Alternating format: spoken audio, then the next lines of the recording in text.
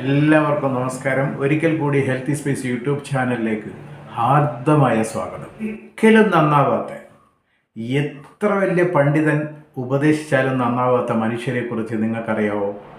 അവരുടെ പ്രധാന ലക്ഷണങ്ങൾ എന്തൊക്കെയാണെന്നറിയാവോ? ഇത്തരം മനുഷ്യരെ കൂടുതലായിട്ട് കാണാനായിട്ട് സാധിക്കുന്നത് ആരാധനാലയങ്ങളിലാണ്. എന്ന് പറഞ്ഞാൽ പള്ളികളിലൊക്കെ പോയി നാം പ്രാർത്ഥിക്കുമ്പോൾ നമുക്ക് കാണാനായിട്ട് സാധിക്കും. അതുപോലെ തന്നെ മറ്റ് പ്രാർത്ഥന വേദികളിലൊക്കെ ഇത്തരം മനുഷ്യരെ നമുക്ക് പെട്ടെന്ന് കണ്ടുപിടിക്കാനായിട്ട് സാധിക്കും. ഒരിക്കലും ഞാൻ നന്നാവില്ല എന്ന് വിചാരിക്കുന്ന മനുഷ്യരുടെ പ്രധാന ലക്ഷണങ്ങൾ എന്തൊക്കെയാണെന്ന് നമുക്ക് നോക്കാം. ഒന്നാമതായിട്ട് അവരുടെ ലക്ഷണം എന്ന് പറയുന്നത്, അവർ ഒരിക്കലും തങ്ങളുടെ തെറ്റുകൾ ചിലപ്പോൾ നമ്മൾ ബോധ്യപ്പെടുത്തിയാലും അവർ നമുക്കത് ഒരിക്കലും വകവച്ച് തരില്ല, സമ്മതിക്കില്ല എന്നതാണ് വാസ്തവം.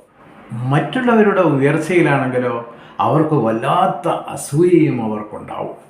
രണ്ടാമത്തെ കാര്യം എന്ന് പറയുന്നത്, സ്വന്തം കാര്യം നേടിയെടുക്കാനായിട്ട് മറ്റുള്ള ആളുകളെ വൈകാരികമായി ജീവിതത്തിൽ ഉടനീളം ചൂഷണം ചെയ്തുകൊണ്ടേയിരിക്കും. ഇവരുടെ മൂന്നാമത്തെ ലക്ഷണം എന്താണെന്നറിയാമോ?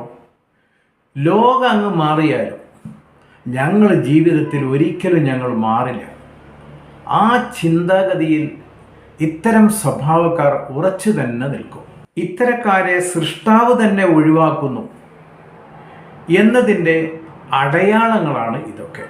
കാരണം മറ്റുള്ളവരുടെ പേഴ്സണൽ കാര്യങ്ങളിൽ ഇവർ ഇടപെടുന്നു. എന്നാൽ അദ്ദേഹത്തിന് വളരെ അത്യാവശ്യമായിട്ടുള്ള കാര്യങ്ങളിൽ അദ്ദേഹം ഇടപെടുന്നേ ഇല്ല.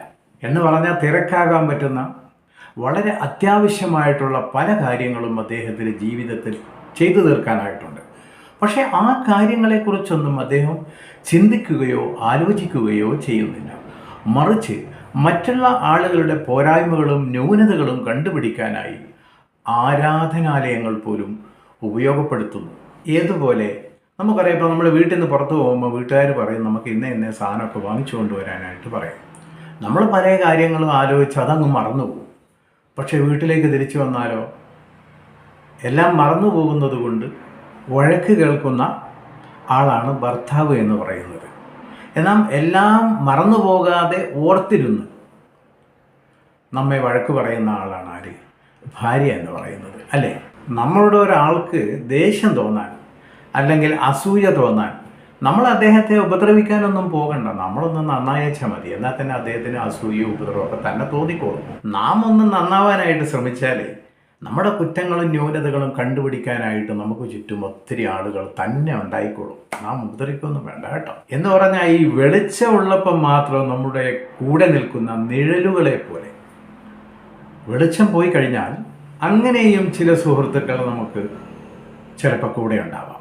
ഇരുട്ട് വീഴാൻ തുടങ്ങിയാൽ അവരങ്ങ് അപ്രത്യക്ഷമാകും.